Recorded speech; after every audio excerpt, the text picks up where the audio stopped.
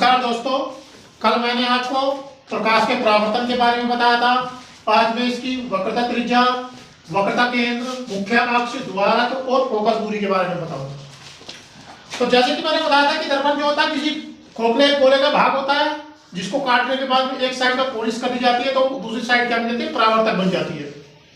अब इसमें आया वक्रता केंद्र की बात। तो दर्पण जो होता है जिस भी गोले में से काटा जाता है, मैंने कहा कि इस गोले को बीच में से ऐसे मैंने काट दिया, तो काटने के बाद में इधर का हिस्सा दर्पण बना लिया या इधर का हिस्सा दर्पण बना लिया एक साइड पॉलिश करने के बाद।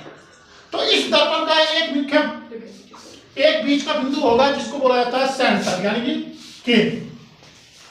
सेम यही डेफिनेशन वक्रता केंद्र की है कि दर्पण जिस गोले में से काटा जाता है, जिस भी गोले में से दर्पण को काट के बनाया गया है, तो उस गोले के जिसमें से काटा गया है उस गोले के केंद्र को दर्पण का वक्रता केंद्र कहा जाता है। एक बार और सुनो डेफिनेशन। दर्पण जिस गोले में से काटा जाता है, मैंने कहा इस गोले में से मैंने ये दर्पण काट लिया, तो काटने के बाद में उसी गोले के केंद्र को जिसमें से दर्पण काटा गया है उसी गोले के केंद्र को दर्पण का वक्रता केंद्र कहा जाता है। यह तो हुई वक्रता केंद्र की डेफिनेशन। दूसरी वक्रता त्रिज्या। तो दर्पण जिस गोले में से काटा जाता है इसकी एक कोई त्रिज्या भी होगी, ये त्रिज्या हुई। तो दर्पण जिस गोले में से काटा जाता है उसी की त्रिज्या को दर्पण की वक्रता त्रिज्या कहा जाता है। क्लियर है? अब उसके बाद में मुख्य अक्ष। मुख्य अक्ष किसे कहा जाता है? तो दर्पण का जैसे कि तुम्हें दिख रहा होगा कि बीच का बिंदु को मैंने P लिखा है, तो दर्पण के बीच के बिंदु को दर्पण का मुख्य अक्ष का मुख्य ध्रुव है, मुख्य ध्रुव कहा जाता है। मुख्य ध्रुव कहा जाता है, गलत लिखा गया। दर्पण के बीच का बिंदु को मुख्य ध्रुव कहा जाता है। उसके बाद में द्वारक। द्वारक की क्या डेफिनेशन?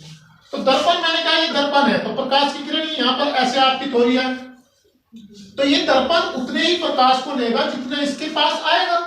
इससे ज्यादा अगर यहाँ पे कोई प्रकाश आ रहा है तो वो सीधा निकल जाएगा।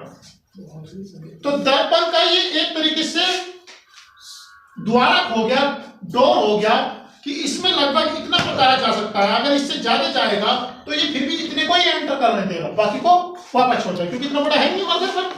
तो यही दर्पण का क्या होता है? द्वारक होता है। दर्पण जितना भी बड़ा होता है वो उसका क्या होता है? द्वारक कहलाता है। एक डेफिनेशन तो ये। दूसरी डेफिनेशन क्या कह सकते हैं? दूसरी डेफिनेशन ये कह सकते हैं कि दर्पण की अधिकतम लंबी से लंबी जीवा।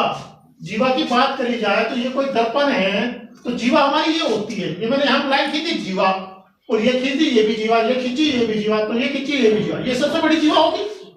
तो दर्पण की जितनी जो सबसे बड़ी जीवा होती है उसी को दर्पण का क्या कहा जाता है? द्वारक कहा जाता है। एक इससे अलग डेफिनेशन कि दर्पण के M और N तक की दूरी को दर्पण का द्वारक कहा जाता है। तीन डेफिनेशन होगी दर्पण के द्वारक की, वो कुछ भी दे सकता है, ऑब्जेक्टिव टाइप में देता है इस तरीके से। अब आई तुम्हारी फोकस दूरी की बात। फोकस दूरी की अगर बात की जाए तो ये कोई दर्पण है और ये तुम्हारा मुख्य अक्ष हो गया। तो मुख्य अक्ष के समांतर जो प्रकाश की किरणें दर्पण पर जाकर पड़ती है, ये मुख्य अक्ष से समांतर का मतलब जितनी दूरी यहां पर है उतनी ही दूरी यहां पर होनी चाहिए, तो ये समांतर होती है। तो मुख्य अक्ष के समांतर जब प्रकाश की किरणें दर्पण पर आकर पड़ती है तो ये क्या करती है? रिफ्लेक्शन हमारी परावर्तित होगी, टकरा के वापस लौटेगी, तो टकराने के बाद में वापस परावर्तित हो जाती है, और परावर्तित होते वक्त ये सारी की सारी किरण क्या करेगी? एक निश्चित बिंदु पर काटेगी, और जिस बिंदु पर ये काटती है उसे दर्पण का मुख्य फोकस कहा जाता है। यही दर्पण का मुख्य फोकस है जहां पर ये सारी की सारी किरण आपस में मिलेगी या आपस में काटेगी। मुख्य अक्ष के समांतर जब प्रकाश की किरणें आपतित होती है तो आपतित होने के बाद परावर्तन के पश्चात एक निश्चित बिंदु पर काटती है, इसे दर्पण का मुख्य फोकस कहा जाता है।